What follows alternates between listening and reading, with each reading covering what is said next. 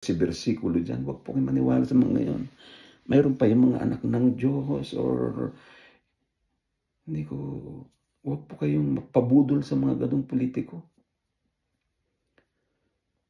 Of course, mayroon din siyempre yung katangian ng politiko dapat na pag yung masaya yung kanyang maasahan siya sa kanyang pamilya. Siyempre, alam mo na okay siya, di ba? Hindi po yung babaero, madaming mistresses dyan. Kilala niyo po yung mga ganong mga politiko. Okay lang sa inyo, hindi po.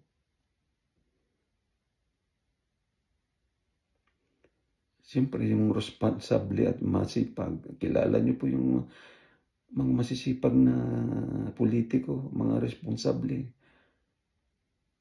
Magaling, mamuno. Alam natin kung paano mamuno.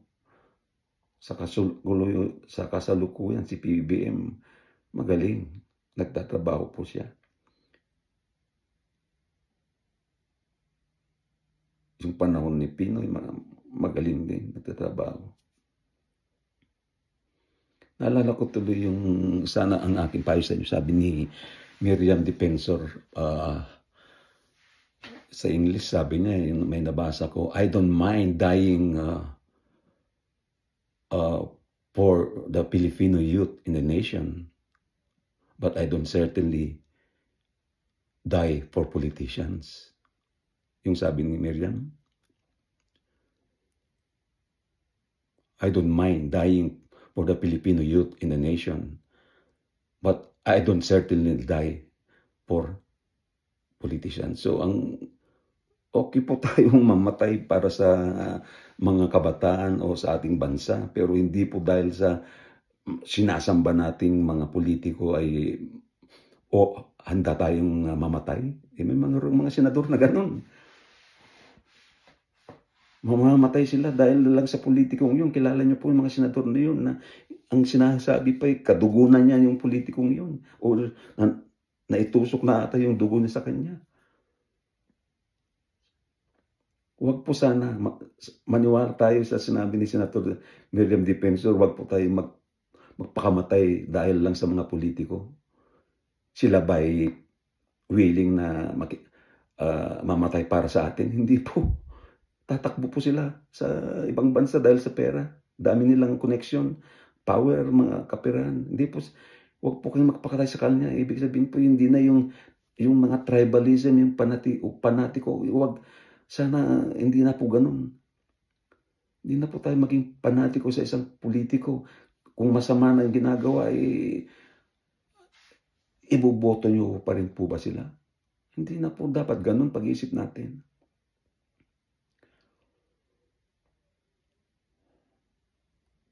Sila itong mga corrupt na politiko, ito kilala po natin yan, mga bayan natin. Yung mayaman yan, nagpapayaman yan. Palaging sikat yan, nag-ari-harian yan. Dapat po, hindi po yung politician power, people power. Tayo po ang nagtalaga, mga mamamayan po ang nagtalaga dyan. Kaya tayo rin ang wawalis sa kanila dapat. Huwag na tayong matakot sa mga politiko po. Hindi na po sana ganun.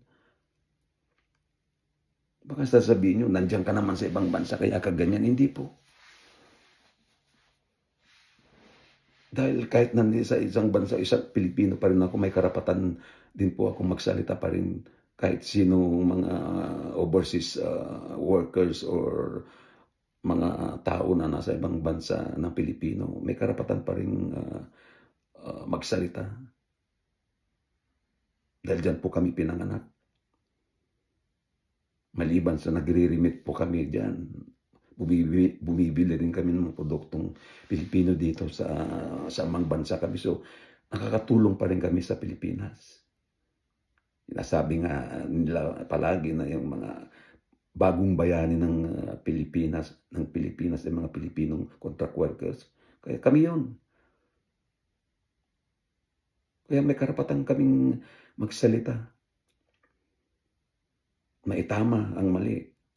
Kaya nananawagan ako sa aking mga kapwa Pilipino na sa ibang bansa na sinasabi, wala na naman tayo dun, okay na tayo. Hindi po dapat ganun. Oo, naintindihan ko, okay tayo lahat dito, pero meron tayong mga kamag-anak doon. Hindi ko alam kung wala kang kamag-anak, pero sigurado ako may mga kamag-anak kayo doon. Mga kaibigan, mga kapwa Pilipino. Nasasaktan ako pag sinasabi nilang ganun na, okay na tayo dito. Minsan kasi nabanggit ko na mag-vlog ako, bakit ka pa magganyan, okay ka na dito. Parang, pag ganun po yung pag-iisip ng Pilipino, parang nasasaktan ako dahil wala silang iniisip kundi sarili nila. Okay sa kanila yun, pero sa akin hindi po. Hindi po. Marami pa rin akong mga kapatid dyan, mga kamag-anak, or in the near future, hindi ko alam mga aking mga anak, mga apo, babalik sa Pilipinas or pupunta dyan sa Pilipinas, hindi ko pa. Kaya kapit, basic tayo, magkaisa tayo na pagandahin ng Pilipinas. Kaya, pero ang una po para mapaganda ang Pilipinas ay tanggalin itong mga kurap ng mga politiko, itong mga magnanakaw ng politikong ito, mga nag-hari-harian dyan sa Pilipinas. Kaya nga ang panawagan ko para mawala na mga politikong ito ay para sa lahat po ng mga henerasyon. Lalong-lalo niya yung millennials, Alpha, Generation Z, yung mga ganun. Lahat po, mga baby boomers or kahit pa yung mga traditionalist, yung mga matanda, lahat po tayo sama-sama. Lahat po ng henerasyon, lahat ito po para sa mga kabataan, lalong-lalo sa mga Generation Alpha. Halos lahat dyan, hindi pa yan boboto sa 2028. Pero yung mga youth group, yung XYZ, millennials, kayo po ang pag-asa natin. So, kayo na sana ang magtanggal, magwalis sa mga umpisan po ninyo sa 2028 para matanggal na itong mga corrupt official po. Sama-sama kayong lahat para matanggal na ito. Kaya mga kababayan, sana magising tayong lahat, anuman ang ating partido, mga kulay. Hindi na po yung maka-pink ka, maka-red ka, maka-asul, verde. Kasi iisa po ang ating layunin dito, yung pagandahin ng Pilipinas, yung hindi po naman natin agad-agad, pero nakakahiya po sa bakit yung mga ibang bansa po umaangat na. Umaangat na rin tayo, pero ito pong nangyaring ito, pagnanakaw ng mga ghost project na yan, yung mga flood control. Ibig sabihin po, hindi lang dyan sa Bulacan, sa buong kapuluan yan. So, buong ahensya ng gobyerno. At ang nakakaasar po ay mga politiko na hinahangaan, ang mga nasasangkot. Mga appointed na secretaries, mga engineers, mga milyon-milyon, bilyon-bilyon ng ninanakaw nila. May pera palang Pilipinas. Yung mga nakaraan din, ang daming mga administrasyon, ang daming mga anomalies. Bilyones. Yumayaman lalo itong mga politikong ito, itong mga corrupt na ito . Kasi nga, may mga dynasty karamihan din yan . Ng mga corrupt.